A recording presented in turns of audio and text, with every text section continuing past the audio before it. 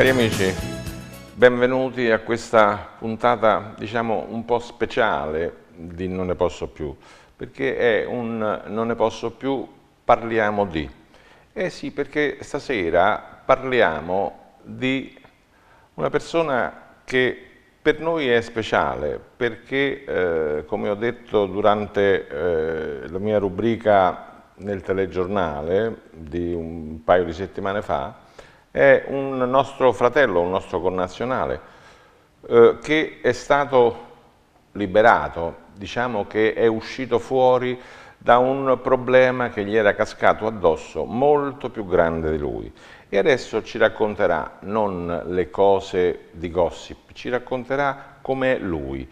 Lui è Gianluca Salviato, che è stato rapito in Libia e che grazie, vogliamo dirlo una volta per tutte senza girarci intorno, grazie a trattative, grazie alla diplomazia, grazie a un governo che almeno in questo ha fatto il suo dovere, bene, lo abbiamo qui con noi stasera. E prima di presentarvelo formalmente vi voglio dire, guardatelo con attenzione perché il suo caso è il caso di un rapito, come tanti ce ne sono stati, ma il suo caso è quello di un italiano che ha detto alla mamma, appena gli ha telefonato, che era in mani sicure: quando torno voglio trovare il tricolore alla finestra perché sono italiano e sono orgoglioso di essere italiano. Bene, queste cose difficilmente le abbiamo sentite da persone che sono state rapite, che hanno fatto questa esperienza di qua, di là, in Asia, in Africa, altrove. E questo personalmente mi ha colpito piacevolmente. E adesso ci dirà Gianluca Salviato il suo punto di vista, che cosa gli è successo. Gli lasciamo il microfono, la telecamera, perché lui deve raccontare. Prego. Buonasera. Allora, mi hanno preso e mi hanno tenuto rinchiuso per 8 mesi. In quegli 8 mesi ho maturato la fiducia proprio che mi portassero a casa. Io dico sempre due cose: ho pregato molto e ho avuto molta fiducia nelle persone che mi hanno portato a casa, che hanno lavorato per portarmi a casa. Ho chiesto il tricolore perché io sono italiano, quando vado all'estero a lavorare io ho sempre un tricolore in valigia e sull'elmetto ho la mia bandiera tricolore con la bandiera del paese in cui lavoro, anche nel mio ufficio. Sono orgoglioso e fiero di essere italiano, perché noi quando andiamo fuori andiamo sia a lavorare, a costruire, ma andiamo anche a insegnare e cerchiamo sempre comunque di riuscire a, non dico a integrarci, ma a vivere con le persone con cui lavoriamo, cerchiamo anche di imparare da loro la loro cultura, il loro modo, e questo è stato anche un omaggio alle persone che mi hanno tirato fuori. Mettere il tricolore alla finestra, scendere dal treno col tricolore in mano, perché è stato un omaggio anche a quelle persone.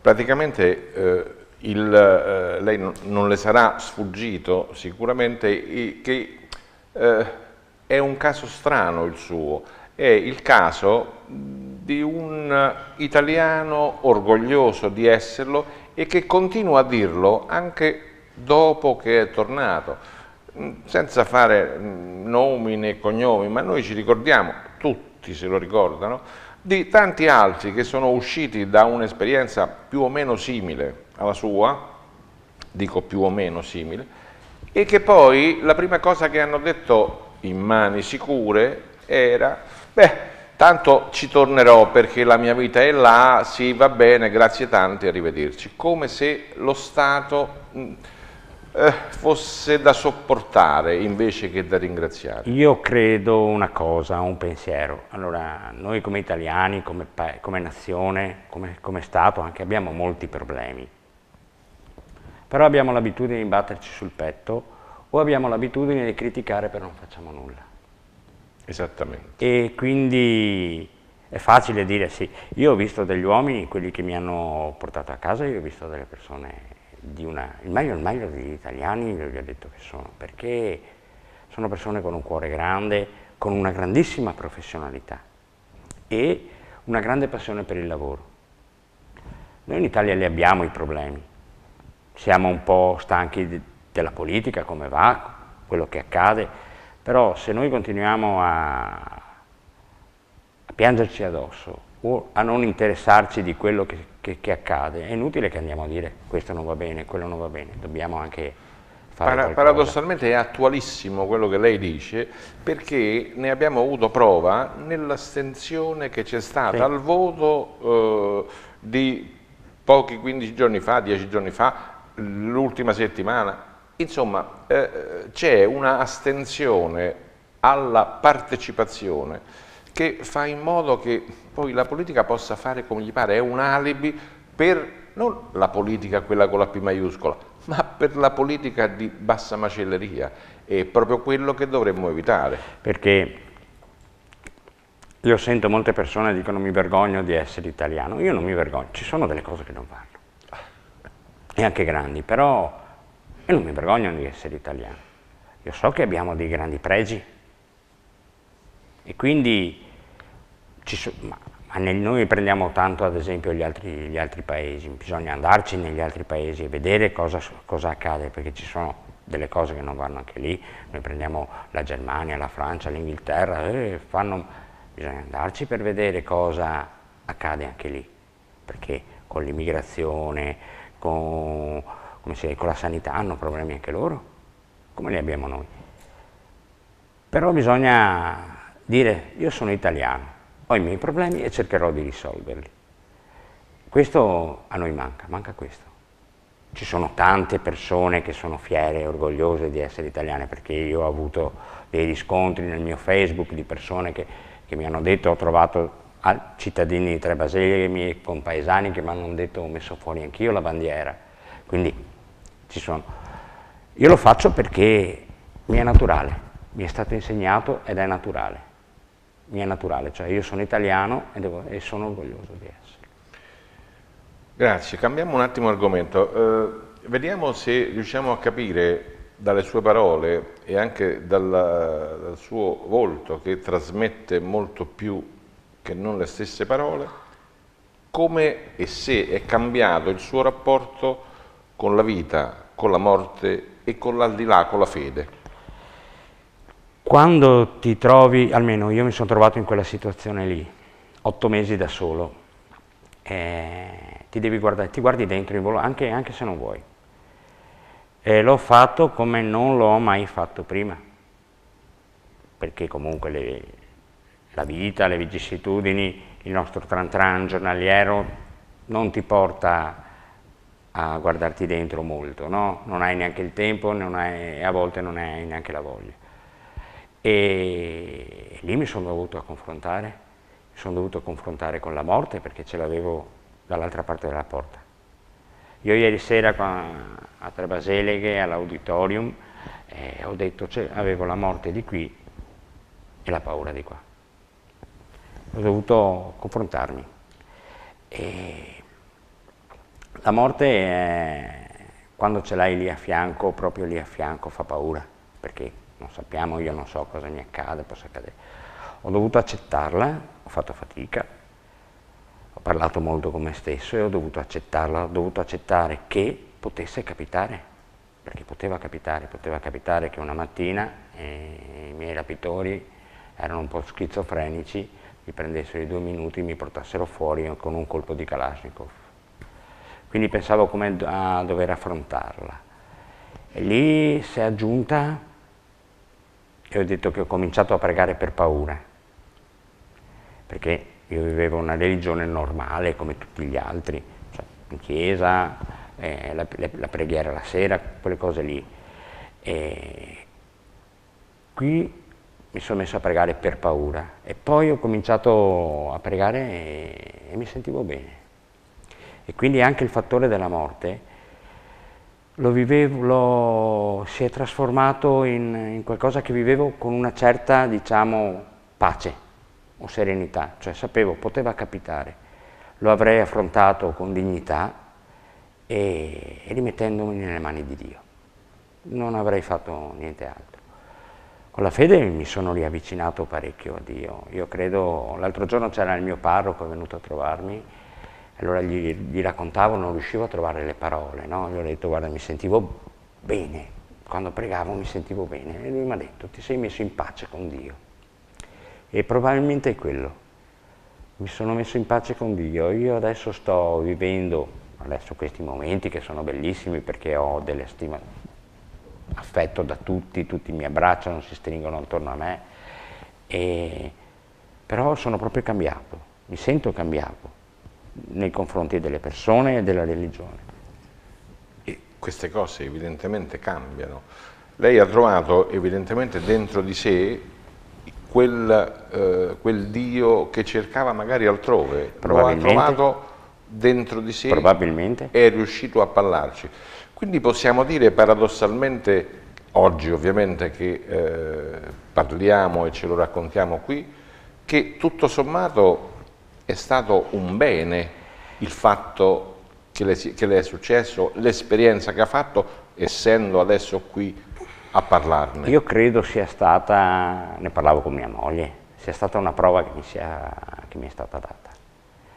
Perché probabilmente, come ha detto lei, io cercavo un Dio da un'altra parte e invece sono riuscito a trovarlo dentro di me e quindi penso che sia stata una prova.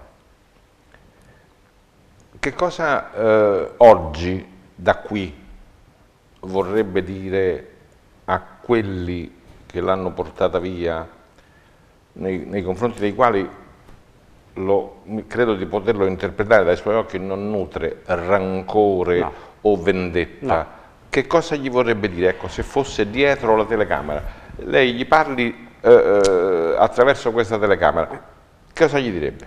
Gli direi che stanno buttando la loro vita, che la stanno buttando, perché erano tutti giovani, molto giovani, tra i 18 e i 25 anni.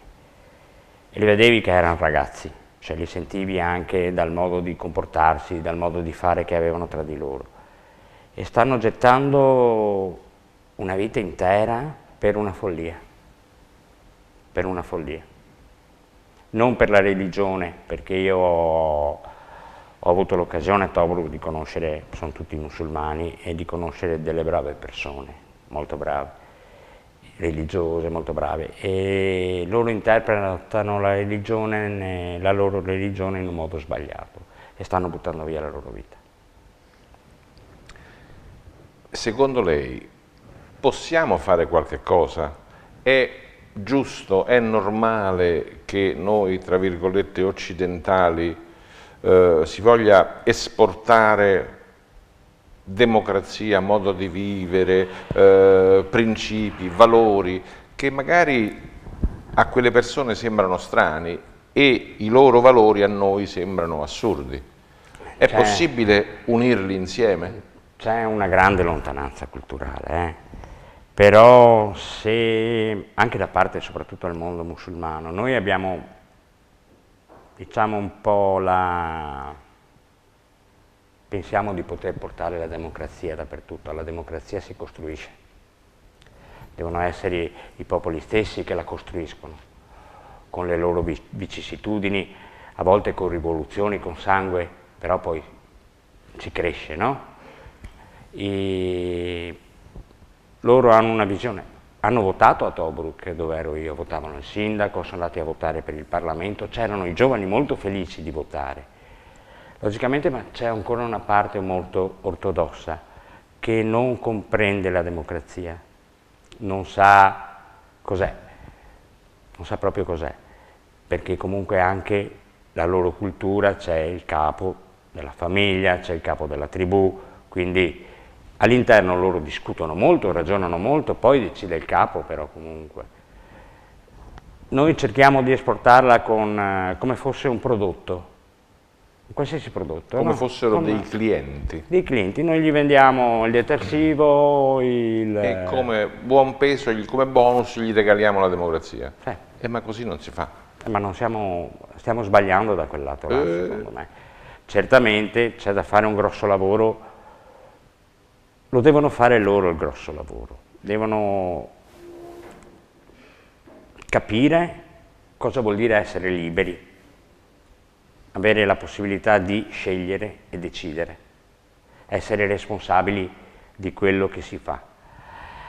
C'è una differenza soprattutto in un paese che ha avuto 40 anni di dittatura, perché io quando sono arrivato in Libia nel 2013 c'era un'euforia grandissima, era bellissimo, perché c'erano tutte queste auto con la bandiera libica, con la nuova bandiera libica, questi ragazzi che ti vedevano, ti dicevano italiano, ti chiamavano. Poi l'euforia è scemata perché comunque anche il loro governo non riuscivano a fare il governo, sono andati avanti mesi e mesi di discussione, le persone si sono stancate. E poi hanno queste infiltrazioni di estremisti che sono molto forti e fanno paura anche loro. Anche a loro. E come la vede? Cioè, pensa che ci avrà un futuro questa cosiddetta primavera araba, diciamo araba in senso lato? Io posso parlare della Libia perché gli altri paesi, la Libia dopo 1 anno e mezzo credo di aver capito qualcosa. Cioè io adesso leggevo gli ultimi 2 giorni, c'è l'esercito regolare che sta facendo una controffensiva contro questi jihadisti che avevano preso anche Tripoli. Leggevo che anche la popolazione civile si è unita all'esercito regolare, ma quando io ero lì parlavo con i miei colleghi libici, con gli operai, e loro non li vogliono i jihadisti. Loro sono dei buoni musulmani ma non vogliono i jihadisti. E credo che verseranno tanto sangue, io credo che verseranno tanto sangue. Ci sarà una lotta interna nel paese, però poi arriveranno a... È un grande paese secondo me, perché è un paese che ha tante risorse e ho conosciuto persone che vogliono rimettere in piedi le scuole, le università, gli ospedali, stanno facendo progetti di lavori, io stavo facendo un grande lavoro lì perché stavamo urbanizzando tutta Tobruk, quindi si stavano facendo tutte le opere essenziali. Hanno questo problema, non hanno ancora un governo e non riescono a controllare il paese. Però io credo che ce la faranno. Non è un problema da poco. No, è un grosso problema. Però io credo che ce la faranno. Qualcuno dice che nemmeno noi abbiamo un buon governo e nemmeno noi riusciamo a controllare il paese. Ma secondo me è tutto un po' disfattista, no? Cioè noi abbiamo quell'abitudine, come dicevo prima, di batterci addosso o di criticarci. C'è qualcuno che lo fa apposta a criticare, secondo me, perché comunque smuove la pancia di qualche parte politica o cosa. Io credo che, certo, dobbiamo trovare i difetti, dobbiamo correggerli, alla perfezione non si arriva, possiamo farlo perché siamo in grado di farlo. Noi abbiamo le capacità, abbiamo le teste, abbiamo le persone, perché abbiamo persone oneste, no? Ce ne sono parecchie. Giolitti diceva che il Parlamento era diviso in 3 parti, c'erano gli italiani per male, gli italiani per bene e il meglio degli italiani. Io credo che quel 90%, 80% di italiani per bene e il meglio degli italiani possa fare qualcosa. Speriamo che possa fare qualcosa. Le vorrei fare un'ultima domanda facendo una specie di flashback sulla sua esperienza. Perché lei è andato a lavorare all'estero? Io ero artigiano, avevo una termoidraulica, poi nel 2007 è cominciata la crisi, cominciava a sentirsi. Però riuscivamo bene o male a galleggiare, ce la cavavamo, tirando di qua, tirando di là, e poi è cominciato il tram e io avevo un negozio in via Carossa e mi hanno chiuso completamente, quindi ho dovuto prendere una decisione, o rovinarmi completamente o trovarmi un lavoro o cosa. Avevo già avuto esperienza all'estero ancora nell'88. Ho il mio papà che ha fatto tanti anni di estero, quindi ho detto faccio un po' di anni di estero, mi sistemo e poi cerco lavoro in Italia. A me piace comunque un po' andare all'estero a lavorare, perché hai una professionalità completamente diversa, è un livello più alto e poi impari molto di più. Io ho avuto occasione di lavorare con gli americani, con i francesi, con i tedeschi, quindi apprendi parecchio. E lì ho dovuto chiudere e ho mandato un curriculum a un'azienda che mi ha chiamato e sono partito la prima volta per Sakhalin e poi ho fatto Armenia, ho fatto il Congo e qui in Libia ero arrivato perché mi sembrava una buona occasione e comunque è una buona occasione di lavoro e avevo qualcosa da imparare perché c'erano delle cose da imparare. Quindi possiamo concludere con un sorriso, nel senso che è grazie al tram di Mestre sì, che sono qui. che lei oggi è qui. E beh, grazie al tram tanto vituperato, se non ci fosse stato quel tram, sarei ancora lì in via Carossa. lei forse sarebbe ancora in via Carossa, però non avrebbe guardato dentro di sé, non avrebbe trovato la sua identità dentro di sé, non avrebbe avuto il contatto da vivo con la morte e con la paura, non l'avrebbe superate tutte e due. Certo. Quindi tutto sommato, io ho detto, dobbiamo ringraziarlo. Io ho detto anche a mia moglie, ho detto bisogna che lo buttiamo alle spalle, però devo tirar fuori quello che c'è di positivo. Anche ieri sera scherzavo perché ci sono stati dei momenti che erano ilari proprio quando ero lì, no? Per esempio quando mi hanno preso l'autista della macchina davanti è sceso senza passamontagna, quando se n'è accorto, si è toccato il viso così, è tornato in macchina e ha dato una testata sulla portiera, lì è comico per una banda che ti prende con un'azione armata paramilitare. Come la banda di Totò e Peppino, sì, insomma. Mi è venuto in mente proprio quello, la banda certo. di Totò e Peppino, o quando mi hanno messo le manette, siamo passati, mi hanno spostato di casa e mi hanno portato in una stalla, lì ho aspettato e mi hanno messo le manette e quello che mi ha messo le manette mi ha dato le chiavi. Ah, beh. Ha lasciato le chiavi, l'ho chiamato e ho detto guarda che c'hai questo, mi sono dimenticato. Ci sono anche, io cerco di tirar fuori perché non voglio portarmi dietro questa cosa qua come fosse, è stata una cosa pesante, brutta, faticosa, e non sapevo se tornavo a casa, è stato bruttissimo per tutti i miei parenti, le persone che mi vogliono bene, anche per il mio paese, perché bisogna dirlo, si sono prestati molto. Però voglio tirare fuori le cose positive che mi serviranno per vivere meglio comunque. Bene. Io la ringrazio perché quello che ci ha detto almeno ci ha fatto vivere la sua esperienza in maniera diversa, non diciamo dal punto di vista del gossip, ma ci ha aperto il suo animo, il suo cuore e ci ha detto quello che provava, quello che nessuno di noi riuscirebbe a capire se non facesse la stessa identica esperienza. Grazie a tutti e buona serata. Grazie e buonasera.